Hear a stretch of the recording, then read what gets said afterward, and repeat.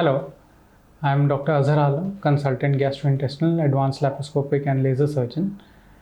And today I am going to discuss about something what is known as a pilonidal sinus. So basically, what is a pilonidal sinus? A pilonidal sinus is nothing but a cavity or a tunnel which is normally seen between the buttocks, somewhere around the region of what we commonly call as a tailbone, or in medical terms a natal cleft. So you'll see a cavity or a tunnel near your natal cleft. How do you know that it's a pilonidal sinus? What are the symptoms that you'll face? You'll notice a dimpling region of the skin. In the skin around the natal cleft, there will be some dimpling, there will be pain, a swelling, and there will be severe pain when you sit down. There can also be discharge of pus, irritation in that region around the tailbone. So basically, what causes pilonidal sinus?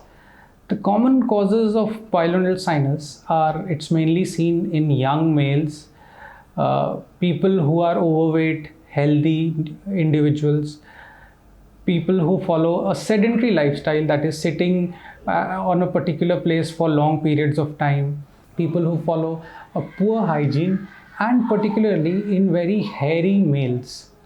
So the basic mechanism is that in individuals who have a lot of hair on their skin, when they walk or when they move about, then there is contraction of the muscles.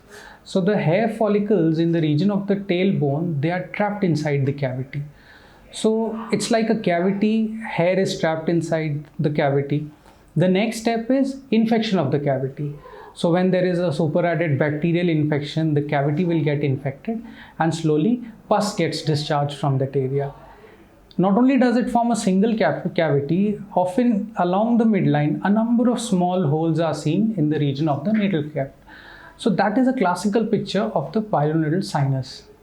How would you confirm that it's a pilonidal sinus? For that, you'll have to visit your doctor. He'll do a thorough examination.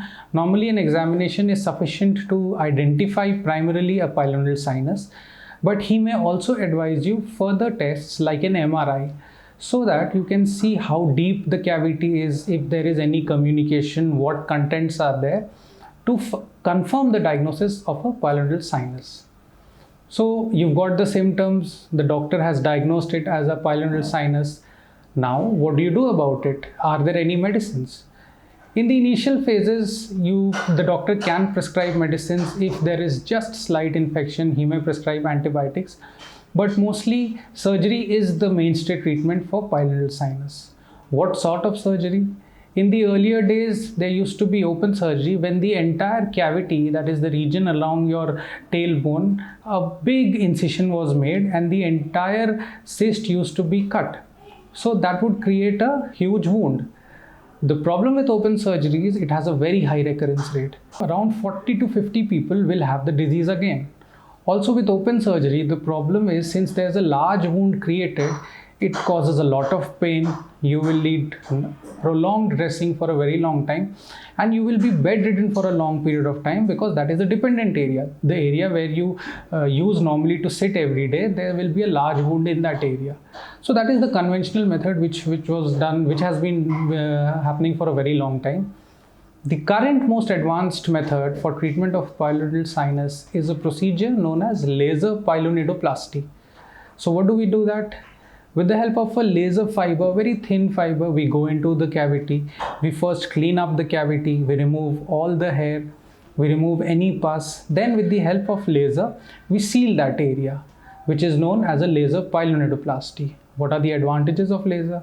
Number one, the recurrence rate preliminary is far low as compared to open surgery. You don't need multiple prolonged dressings. You don't need bed rest for a very long period of time. You can get back to work very soon after the surgery. The healing process is very rapid since there's a very small wound, and you can get back to work and all your normal activities very soon as compared to the previous open surgery. I'd also like to share a few tips as to how to prevent pilonidal sinus. So the first way in which we can do so is by following a healthy lifestyle, maintaining a good body weight, performing regular exercise so that our BMI is in the normal range. The second very important way is to remove hair, unnecessary hair around the region of the natal cleft, because primarily the cause is in individuals who are very hairy.